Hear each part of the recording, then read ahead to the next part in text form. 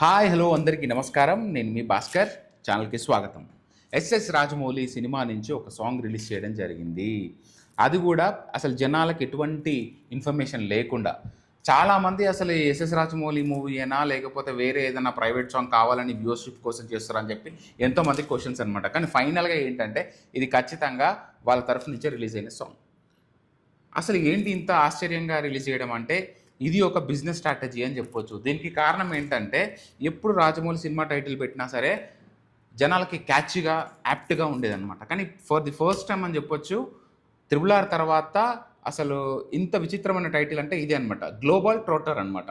అసలు ఈ global trotter అంటే ఏంటి అని జనాలకు చాలామందికి తెలియదు. యాక్చువల్గా దీని మీనింగ్ ఏంటంటే ప్రపంచాల్లో చాలా కంట్రీలు ట్రావెల్ చేసే వ్యక్తి అని అర్థం. అంటే ఏంది, ప్రపంచాన్ని మొత్తం చుట్టేసే ఒక సంచారి.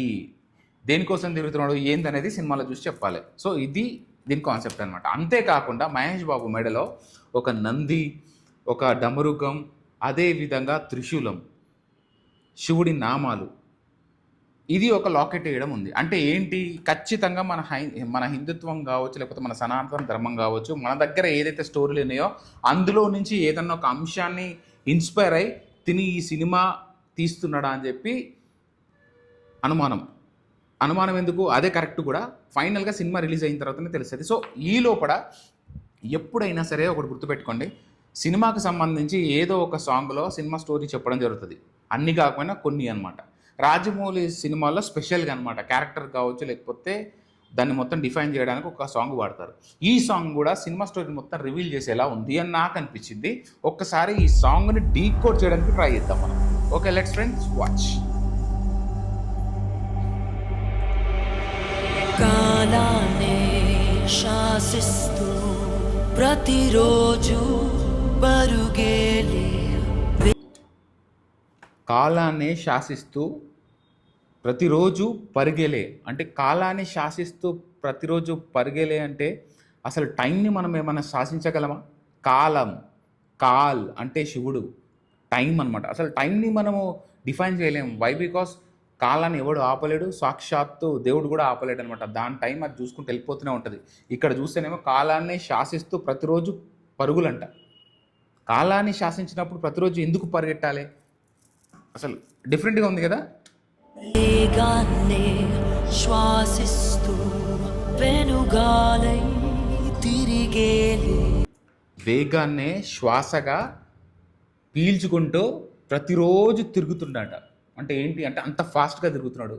ఈ మీనింగ్ ఎంత డెప్త్ ఉందో చూడండి. ఖచ్చితంగా సినిమాలో ఖచ్చితంగా ఏదో ఒక మన వేదాలకు సంబంధించో పురాణాలకు సంబంధించో ఏదో ఒక అంశాన్ని తీసుకొని దీన్ని డీకోడ్ చేయడం జరిగింది. సినిమాలో సస్పెన్స్ థ్రిల్లర్ లాగా ఉండబోతుంది అన్న విషయం మాత్రం మనకు సినిమా అర్థమైంది.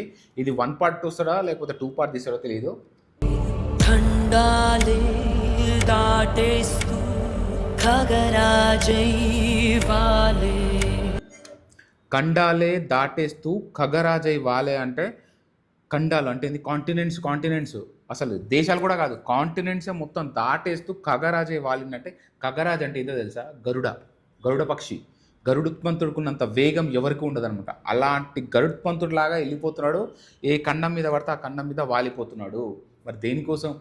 ఏదో ఒక రీసెర్చ్ చేస్తున్నాడా లేకపోతే ఏదన్నా మాన్యుమెంట్ కోసం వెతుకుతున్నాడా చెప్పలేము. చిరంజీవి సినిమాలో అంజీలో మీరు చూసుంటారు, ఒక ఆత్మలింగం కోసం వేట. సో నాకు ఈ సినిమాలో చూస్తుంటే మీకు తర్వాత చెప్తా ఎండింగ్లో, నాకు ఒక డౌట్ ఉందనమాట. అది ఉండొచ్చు ఆ సినిమాలో అనేది మీరు చూడొచ్చు తర్వాత.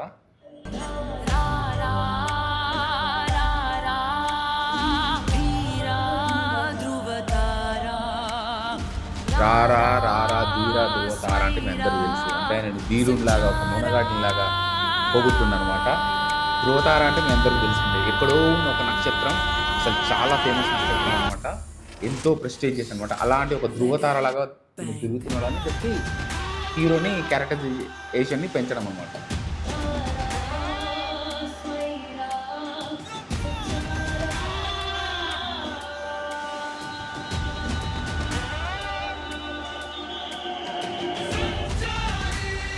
Simple, same. రారా స్వైరా అంటే ఏంటి? భూమించడం అంటే తిరగడం, భ్రమించేవాడు అంటే సంచరించేవాడు అని అర్థము. రారా అని చెప్పేసి సిచ్యువేషన్ గట్టిగా అనిపించింది.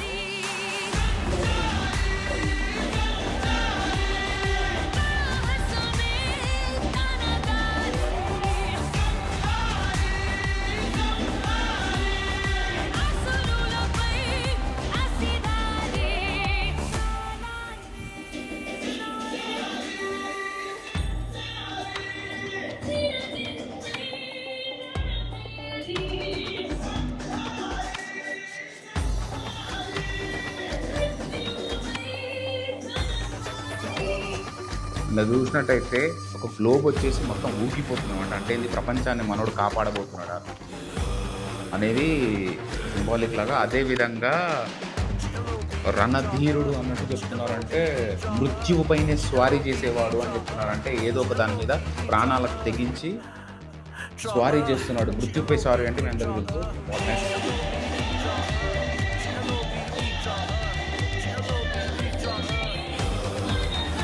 సాహసమే తనకు వారి మీ అందరూ తెలిసిందే.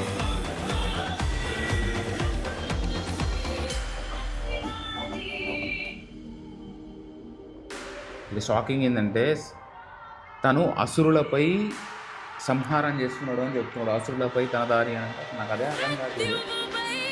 అసురులు అంటే మీ అందరూ తెలుసు రాక్షసులపై, అంటే రాక్షసులు అంటే విలన్లను అనుకోవచ్చు, లేకపోతే నిజంగానే ఇందులో ఏదన్నా అండర్గ్రౌండ్లో రాక్షసులు ఉన్నారా? ఎందుకంటే పాతాళ లోకంలో రాక్షసులు ఉంటారు, లేకపోతే కొన్ని దుష్టశక్తులు అంటే నెగిటివ్ ఎనర్జీ ఉంటుంది కదా, నెగిటివ్ ఎప్పటి నుంచో. నాకే చాలా హాంటింగ్గా ఉంది సాంగ్ అయితే. సేమ్ కాలాన్ని శాసిస్తూ శృతి హాసన్ గారు వోకల్ కార్డ్స్ ఇస్తున్నారు అనమాట. ఎందుకంటే తనే వాడింది కదా.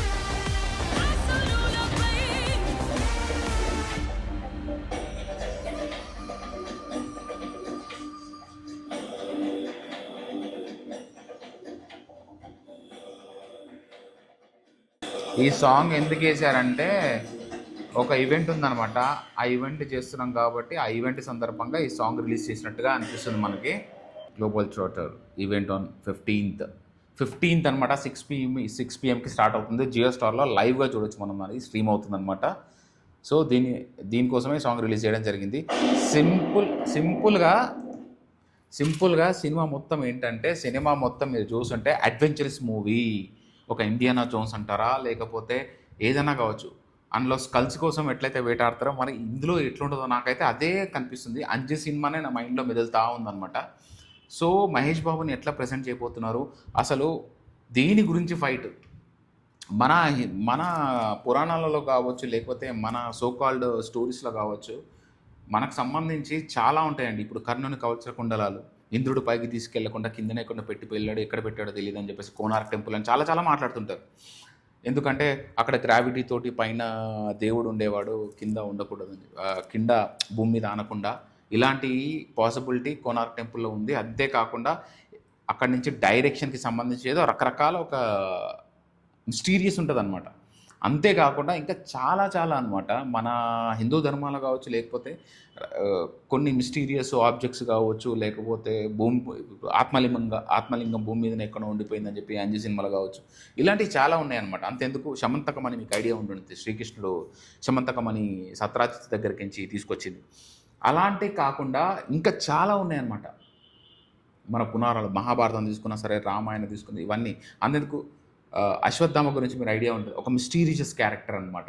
అక్కడ అతని దగ్గర నుంచి మనీ తీసేసుకుంటాడు, తర్వాత ఏమైంది, ఇలా ఎన్నో చెప్పుకుంటూ పోతే అసలు చాలా ఉంటుంది. ఇందులో నుంచి ఏ చిన్న ఒక ఆబ్జెక్ట్ తీసుకొని దాన్ని ఒక కథలా ఎంచుకొని రాజమౌళి చేశాడన్నదే ఇప్పుడు పెద్ద క్వశ్చన్ మార్క్. లేకపోతే ఫిక్షన్ లాగా చేశాడా, ఒక టైం ట్రావెలరా అన్నది సినిమా చూడాల్సి వస్తుంది. నాకైతే చాలా ఇంట్రెస్టింగ్గా ఉంది. దీన్ని ఎలా డీల్ చేయబోతుందో తెలియదు. And one more thing, Mahesh Babu character కూడా అలాగే ఉంది. అట్ ది సేమ్ టైం ఒక వారియర్ లాగా, ఎట్లా అంటే ఒక సాహస వీరుడు లాగా. ఈ లిరిక్స్ వింటేనే హాంటింగ్గా ఉన్నాయన్నమాట. క్యారెక్టరైజేషన్ మరీ ఘోరంగా పెంచేశాడు. ఇప్పటిదాకా ఉన్న హీరోలు అందరూ ఒకవైపు, ఇతని క్యారెక్టర్ ఇంకొక వైపు లాగా చూపించబోతున్నాడు అన్న విషయం మనకి లిరిక్స్ వింటేనే మనకు క్లియర్గా అర్థమవుతుంది. అండ్ వన్ మోర్ థింగ్, ఇక్కడ మనం కరెక్ట్గా చూడాల్సింది ఏంటంటే, ప్రియాంక చోప్రాని ఎందుకు తీసుకొచ్చాడా ఇప్పుడు అర్థమైందా. గ్లోబల్గా తీసుకెళ్ళబోతున్నాడు ఈ సినిమాని. అంతేకాకుండా ఒక దేశీ క్యారెక్టర్ వేసాడు ఆమెకి. అంటే ఇప్పటిదాకా చీర కట్టులో ఆమె గన్ పెట్టుకుని అంటే సాలిడ్గా ఉంది ఫోటో మాత్రం. ఇప్పటి వరకు అయితే తను చేసిన అసలు నిజంగా జనాలకి సినిమా కానీ లేకపోతే ప్రమోషన్ చేసుకోవాలన్నా ఏదైనా చేయాలన్నా తోపులంటే నాకు తెలిసినంత వరకు మన రాజమౌళి అనమాట. అసలు జనాలకి ఎట్లా తీసుకెళ్తాడో అలా తీసుకెళ్తాడు. ఈ సాంగ్ కొంచెం, ఈ టైటిల్ కొంచెం డిఫరెంట్గా ఉన్నా కూడా జనాల మధ్యలోకి ఈజీగా వెళ్ళిపోతుంది. వై? బికాస్ రాజమౌళి సినిమా అంటే మనం ఎట్లాగో చూస్తాం, కానీ ప్రపంచం చూడాలంటే ఇంగ్లీష్లో టైటిల్ పెట్టారనుకుంటా, అందుకే. సో దిస్ ఈజ్ ఫ్రెండ్స్, నాకైతే చాలా బాగా నచ్చింది. ఇంకా ఎన్నో క్వశ్చన్ మార్కు ఎన్నో ఉన్నాయి. వై? బికాస్ ఒక్కొక్క దాంట్లో ఒక్కొక్క హాంటింగ్ ఉంది. గరుత్మంతుడి గురించి చెప్తున్నాడు, at the same time lyrics అన్నీ నా దగ్గర కిరవాన్ దగ్గర నచ్చేది ఒకటి చాలా బాగుంటుంది. ఎందుకంటే వాళ్ళు తీసుకున్న లిరిక్స్ అన్ని సంస్కృత్ నుంచి తీసుకుంటారండి. మీరు తీసుకున్నట్టయితే జటాకటాట అనే ఒక ఏదైతే సాంగ్ ఉందో అది శివుడి స్తోత్రంలో ఫస్ట్ సాంగ్ ఉంటుంది కదా, ప్రభాస్ ఎలివేషను, అక్కడ యూజ్ చేశారు. అంతేకాకుండా అగ్నిస్కలన అని చెప్పి ఛత్రపతిలో కావచ్చు, ఇలా తిన సినిమాలో మన సంస్కృత పదాలు కావచ్చు అవి చాలా యూజ్ చేయడం జరుగుతుంది. నాకు చాలా బాగా నచ్చుతుంది. ఇప్పుడు ఈ సాంగ్లో కూడా అదే యూజ్ చేశాడు. సో ఇంకెంత మాట్లాడుకున్నా ఎంత ఉంటుంది. సో ఇదే ఫ్రెండ్స్, స్టోరీ మాత్రం క్యాక్ ఉండబోతుంది. అండ్ వన్ మోర్ థింగ్, శివుని తీసుకొచ్చి పెట్టాడు ఇక్కడ. సో కాలుడు అంటే ఏంటి? టైం. శివుడి గురించి సినిమా ఉండబోతుంది. శివుడికి సంబంధించిన ఏదో ఒక దాని గురించి సినిమా ఉండబోతుంది అన్న విషయం మనకు అర్థమైపోయింది. అండ్ వన్ మోర్ థింగ్, ఇక్కడ పృథ్వీరాజ్ క్యారెక్టర్ ప్యారలైజ్ అయిపోయింది అనమాట. అంటే కుర్చీలో ఇట్లా ఉన్నాడు కదా, నాకేమనిపిస్తుంది అంటే ఏదన్నా సరే మెడిసిన్ గురించా, ఏమైనా మెడిసిన్ గురించి ఉండబోతుందా? వై? బికాస్ తను ఏదైనా ఆబ్జెక్ట్, ఇప్పుడు అంతే కదా, అంజి సినిమాలో కూడా అదే ఉంది. ఇందులో మీరు చూస్తున్నట్టయితే చైర్కి అంకితం అయిపోయాడు, పవర్స్ లేవన్నమాట. సో తను క్యూర్ చేసుకోవడం కోసం తను ఏమన్నా చేయబోతున్నాడా, దీని గురించి మన స్టోరీ ఉందా నాకు అనిపిస్తుంది. సో మీకు కూడా రకరకాలుగా ఉండొచ్చు, నాకు అనిపించింది నీకు చెప్పాను. డెఫినెట్గా స్టోరీ మాత్రం ఇందులోనే రివాల్వ్ అవుతుంది, మీరు చూసుకోండి. కాకపోతే 1 year పడుతుందో 2 years పడుతుందో నాకు తెలియదు కదా. So until then, bye bye, thank you, signing off. నేను మీ భాస్కర్.